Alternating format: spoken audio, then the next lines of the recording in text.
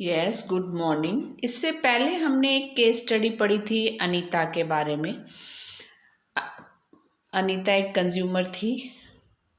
उन्होंने book shop से जाके बुक खरीदी।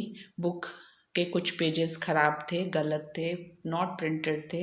उन्होंने जाके सेलर से बोला, सेलर ने बोला okay I will go to the publisher. Publisher से उन्होंने बोला कि आपने जो बुक दी थी उसमें पेज नहीं थे और कंज्यूमर जो कि हमारी अनीता है वो अपना कंपनसेशन मांग रही हैं। तो पब्लिशर ने रिफ्यूज़ कर दिया।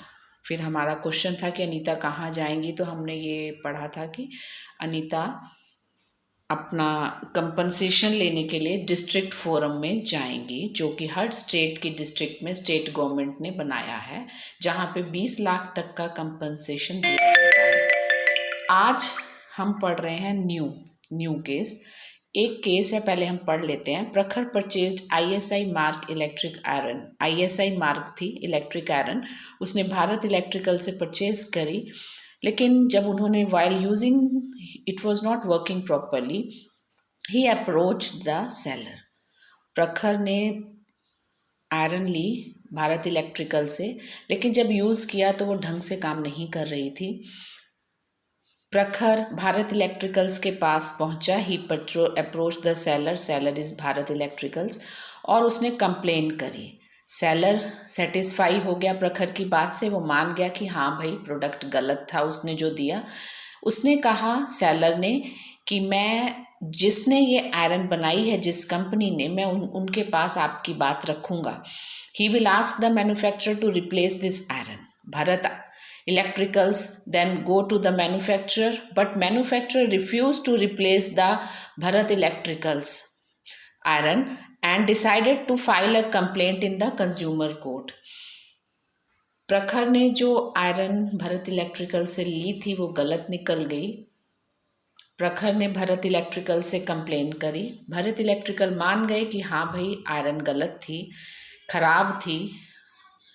भारत इलेक्ट्रिकल्स ने प्रखर को ये बोला कि मैं मैन्युफैक्चरर से जाके आपकी कंप्लेंट, आपकी सजेशन बताता हूँ कि उनका आयरन खराब निकली।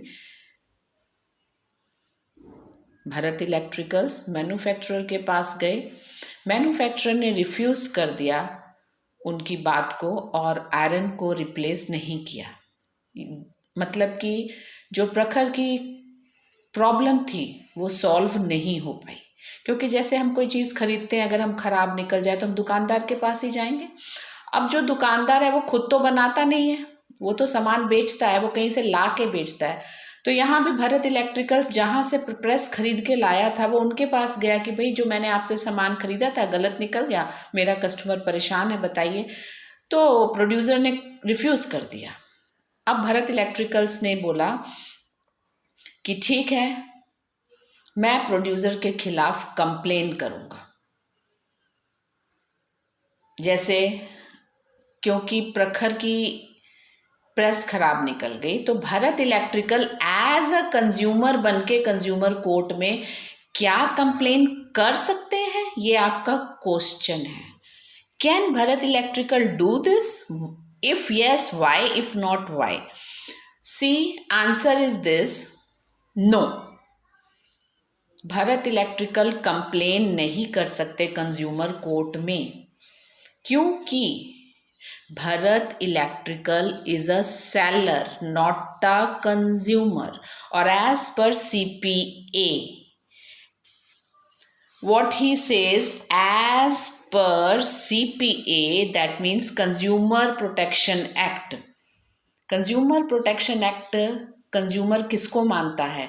कंज्यूमर प्रोटेक्शन एक्ट कंज्यूमर उस पर्सन को मानता है जो कि गुड्स खरीदता है अपने यूज़ के लिए, ना कि रीसेल के लिए, बिजनेस पर्पस के लिए नहीं खरीदता है, अपने कंजम्पशन के लिए जो खरीदे उसे कंज्यूमर कहते हैं।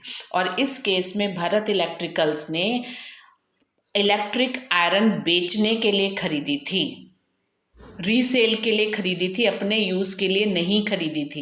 इसलिए भारत इलेक्ट्रिकल्स कंज्यूमर कोर्ट में कंप्लेन नहीं कर सकते, क्योंकि वो कस्टमर नहीं है, कंज्यूमर नहीं है।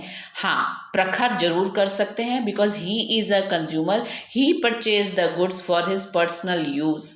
and while using the good he found that it was not working properly.